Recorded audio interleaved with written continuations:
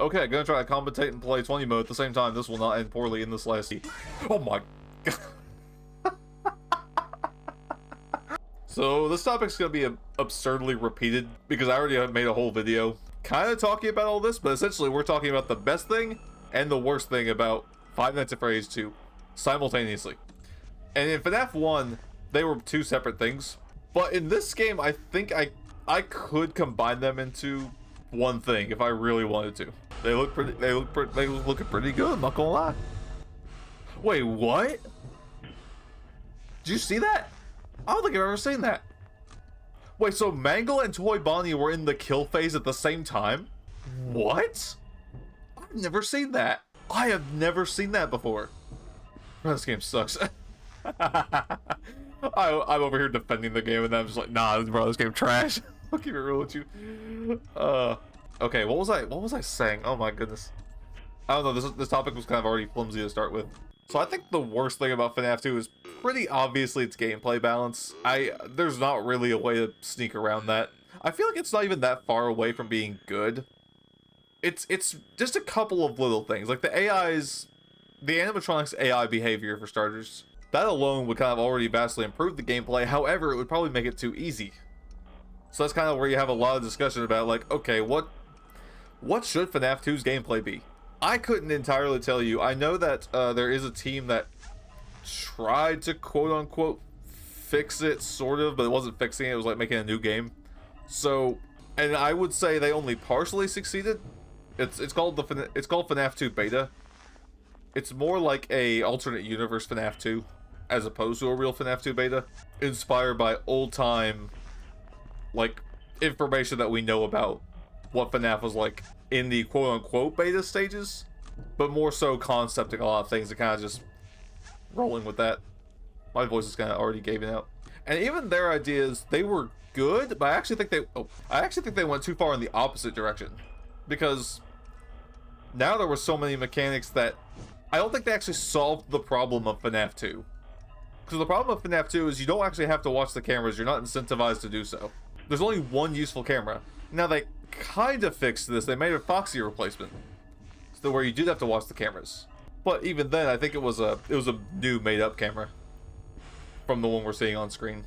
But even then, it was like down here somewhere. But even then, now you're only watching two very specific cameras. Keeping track of the animatronics didn't actually give you much benefit.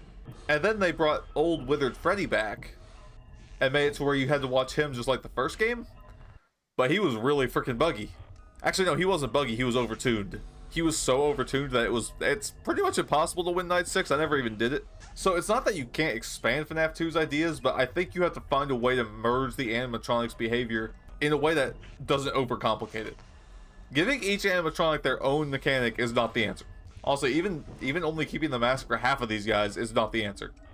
There are 12 total animatronics. You got the music box, Foxy, and then you got like 9-10 more on top of that. So I'm not like, I never said the gameplay was flawless. I always just said it wasn't that big of a deal for the experience you were intended to have. But if I'm being objective, the gameplay does kind of suck.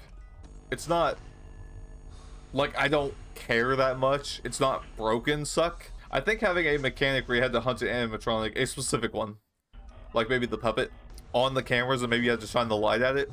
Maybe you could listen for a sound cue so you wouldn't have to flash every camera, you could save some battery. Something like that would make all the cameras actually somewhat useful. Although again, there's a lot of cameras, so it's a balancing act, right? All of this is just one big balancing act. It's hard to balance. I'm not gonna argue otherwise. It's difficult to balance. Now, turning around, the best thing about this game, in FNAF 1 I said the setting was the best thing about this game, or about that game. I don't want to say that again for FNAF 2. I actually think the best part of FNAF 2 is its cast. May or may not be a weird take on my part. I just love this cast, man. I know people don't like Balloon Boy, but I also never really cared. Like, sure, he's not, like, he doesn't look great, but I don't care. Like, he's not exactly an issue. If he was here all the time, like he was constantly in the office due to poor balancing, then yes, I would start caring. Like, you have to think this cast is like some of the most iconic designs in the franchise. Withered Bonnie, for crying out loud, the puppet. Even some of the most iconic Easter eggs, in my opinion, like Shadow Bunny, which I know that's not part of the cast, but I like how the cast integrates into the setting. But I think I'm saying the cast because there's so many of them, and I kind of like all of them. Like, sure, Balloon Boy's my least favorite, but it's not that big of a deal. Calm down. Are you freaking serious?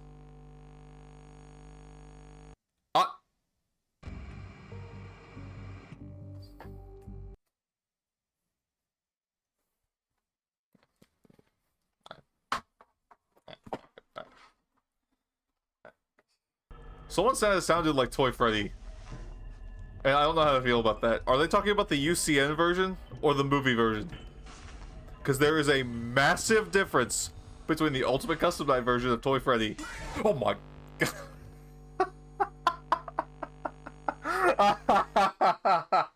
He's the only one who can get you, man. He is the only one that can jump scare you. Ugh. Alright, okay, Goofy over here trying to get bonus points, I guess. Bro's loaning them moderator privileges for whenever I go public again. I love when this game jump scares me, or any of the FNAF games, because it doesn't happen usually. Like, I play these games, and I'm like, yeah, whatever. So when they get me, I actually... it's fun.